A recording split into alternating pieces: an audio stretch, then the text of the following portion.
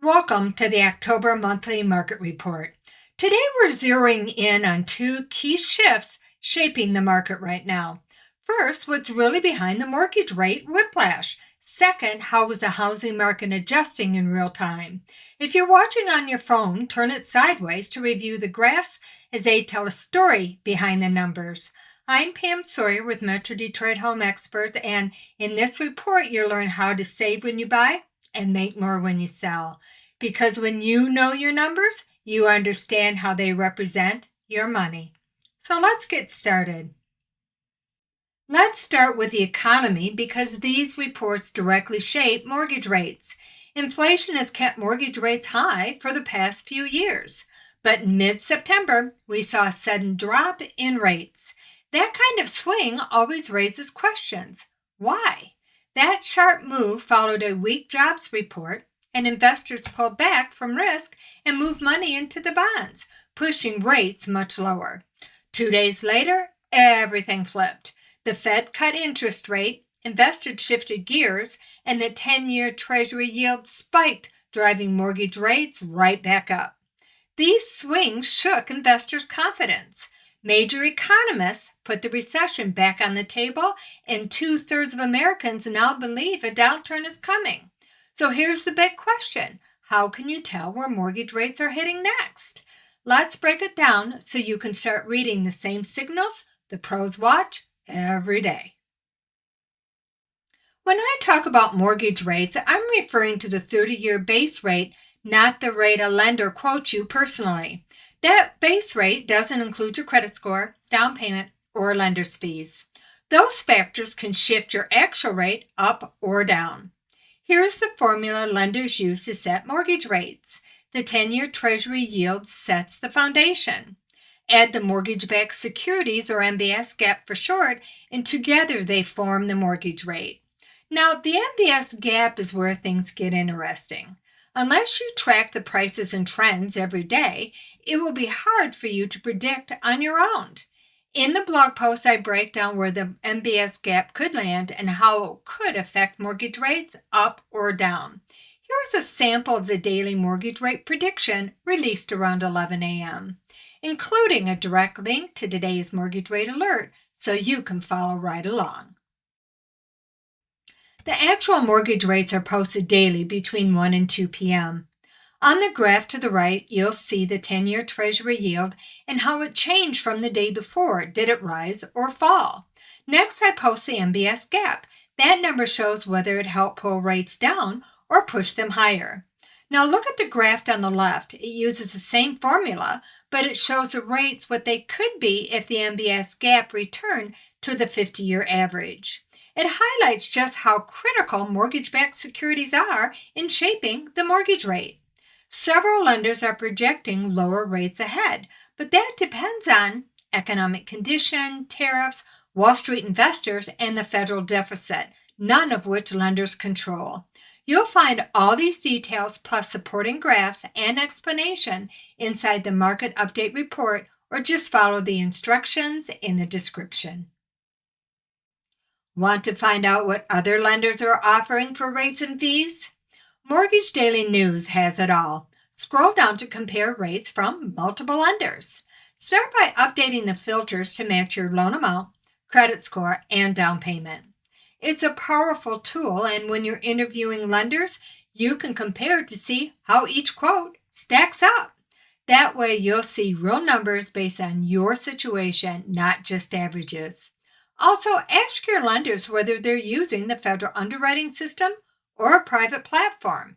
That difference can directly impact your rate. And don't overlook credit unions. They are very competitive on rates too. Understanding how to track and predict mortgage rates gives you a real edge. Rates move fast reacting to the bond market, economic reports, and investor behavior. Follow the daily mortgage rate prediction on the website posted around 11 a.m. Then check back for the actual mortgage rate between 1 and 2 p.m. to see how the rate actually settled. Over time, you'll start spotting the same patterns the pros use and know when to lock your rate on a dip, not a spike. Once you understand the rate behavior, You'll start seeing how it shapes home prices too. Now let's turn to the housing market where prices and strategy go hand in hand. We'll start with a national picture because that's what drives the headlines.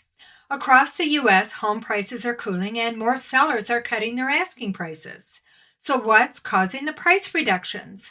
Some sellers base their pricing on inaccurate comparables rather than on value and data. Here's the key takeaway. Even as home prices level off, values are still rising, and how fast is determined by location and price range. And when mortgage rates drop, expect demand to surge. In some areas, bidding wars could return. Understanding these shifts can help you stay one step ahead, whether you're preparing to buy or sell. Before we review the local trends, let's talk about the importance of knowing the market you're in. Is it favoring the buyers or the sellers? Because knowing will define your negotiation power. In a slower market, buyers have more leverage. They can negotiate stronger pricing and better terms. But when the market heats up and sellers take control, bidding wars start. You'll need extra cash, strategy, and speed to stay competitive. Here's the part to watch closely. When mortgage rates drop, buyer demand surges. And when that happens, some prices can rise fast. We've seen it happen before. One small rate drop can flip the market overnight.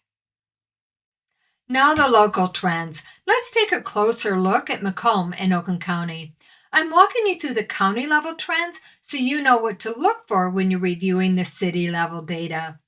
In the blog post, Metro Detroit Home Prices and Trends by City, you'll find all the local data in detail. We'll start with the median sale price. First, look at the 3-year line graph. It shows how prices have moved over time, month by month. Use your cursor on the website to follow the live data and spot where prices are rising, leveling off, or pulling back. Then check the bar graph. It compares monthly prices year over year for each county so you can see how values are trending and if they've stabilized. Next is the average sale price. Again, start with the 3-year line graph to track overall movement, then move to the monthly bar graph to compare how prices shift from one year to the next. Next, check the key market indicators. In the market report, you can explore them in detail. I'll briefly pause so you can scan the graphs. Average sale price, new listings, pending sales, average days on market, line graph, average days on market, bar graph. Month supply of homes is how long it would take to sell all active listings if no new homes come on the market. And showings per listing is how many buyers visit a home before a home goes under contract.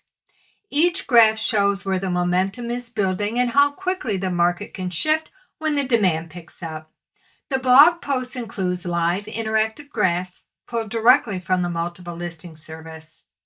Your next step is to review home prices and trends by city, organized by county. That's how you build your negotiation power and move with confidence when the market shifts. Knowledge is power, and the website puts that power in your hands. For the full breakdown, including the graphs and the story behind the numbers, click the links in the market report or follow the instructions in the description. To stay ahead of your competition, follow Team Tag It Sold on all platforms and subscribe to stay up to date with the latest market insights. My goal is simple, Metro Detroit, is to give you the knowledge and the confidence to make smarter moves in today's housing market.